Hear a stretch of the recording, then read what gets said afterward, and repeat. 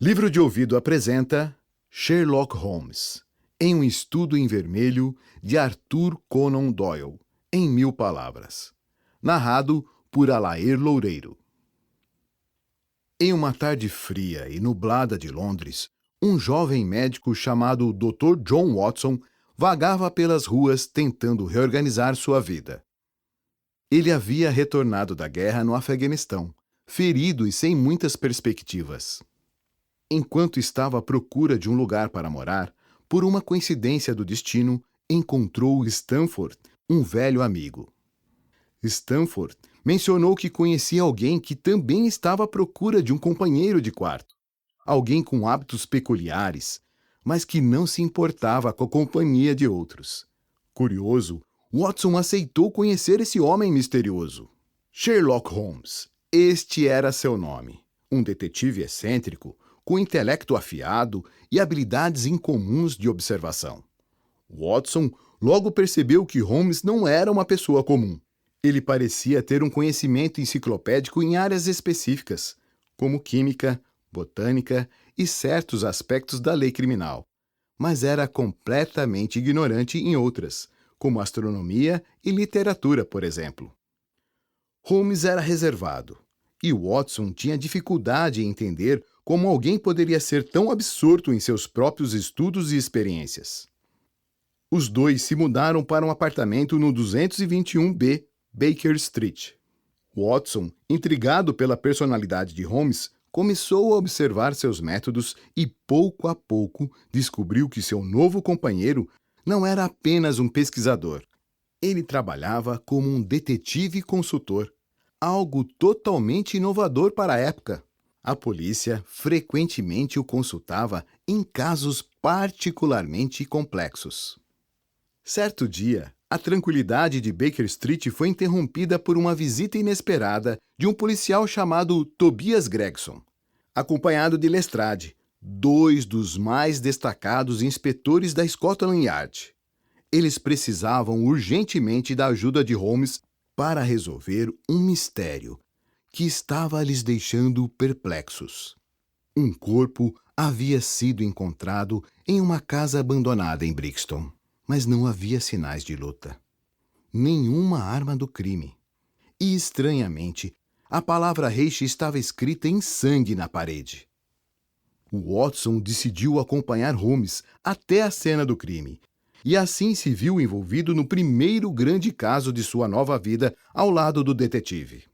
Quando chegaram ao local, encontraram o corpo de um homem, identificado como Enoch J. Drebber, um americano. O cadáver estava em uma posição estranha, com um sorriso horrível congelado no rosto. Mas não havia sinais aparentes de ferimentos que pudessem explicar sua morte. O enigma estava apenas começando. Holmes, sempre metódico e atento aos detalhes, imediatamente começou a analisar o local. Ele notou marcas estranhas no chão.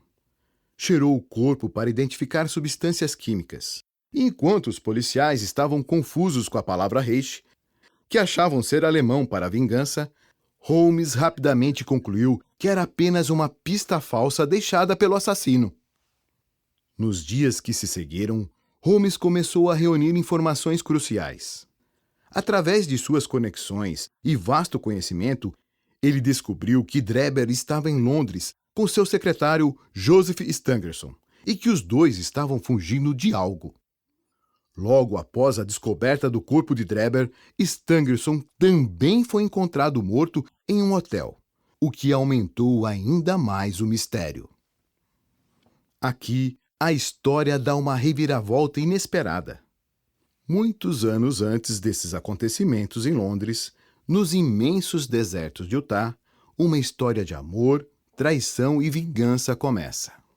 Drebber e Stangerson faziam parte de uma seita religiosa, os Mormons, e que há muitos anos haviam sido responsáveis pela morte de um homem chamado John Ferrier e pela fuga de sua filha adotiva Lucy Ferrier, que Drebber desejava tomar à força como esposa. No deserto, surge uma figura importante, Jefferson Hope, um homem forte e determinado, que estava perdidamente apaixonado por Lucy. Quando Drebber e Stangerson destruíram a vida de sua amada, ele jurou vingança. Hope passou anos perseguindo os dois por diversos países e finalmente os encontrou em Londres. Seu ódio foi nutrido por anos, até o ponto que decidiu fazer justiça com as próprias mãos. Voltamos então para o presente, onde Holmes, com sua típica destreza, já havia desvendado o caso. Ele rastreou Hope, agora um cocheiro que dirigia pela cidade, e que, usando sua posição, conseguiu se aproximar de Drebber e Stangerson. Hope confessou tudo friamente. Ele havia envenenado Drebber após forçá-lo a escolher entre 2 comprimidos. Um contendo veneno, o outro inofensivo, como uma forma macabra de justiça. Ele tentara fazer o mesmo com Stangerson, mas este resistiu e os dois lutaram, resultando na morte de Stangerson. Ao relatar o caso para Watson, Holmes mostrou não apenas sua genialidade, mas também um certo desapego emocional. Ele havia resolvido o mistério, como se fosse um quebra-cabeça intrigante, sem se apegar ao drama humano envolvido. Para ele, tudo se tratava de lógica e observação. O desfecho da história é sombrio. Jefferson Hope foi capturado, mas acabou morrendo na prisão antes de ser julgado, devido a uma doença cardíaca. O que restou foi a admiração de Watson pelo brilhante método de Holmes. Watson ficou fascinado por tudo que havia vivido ao lado do detetive e começou a escrever sobre as façanhas de Holmes, o que marcaria o início de uma parceria que se tornaria lendária.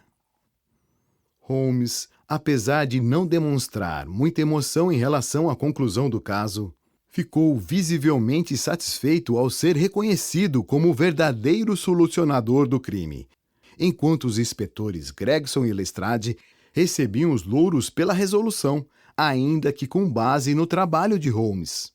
Mas, para o detetive, essa era a ordem natural das coisas. Tudo era elementar.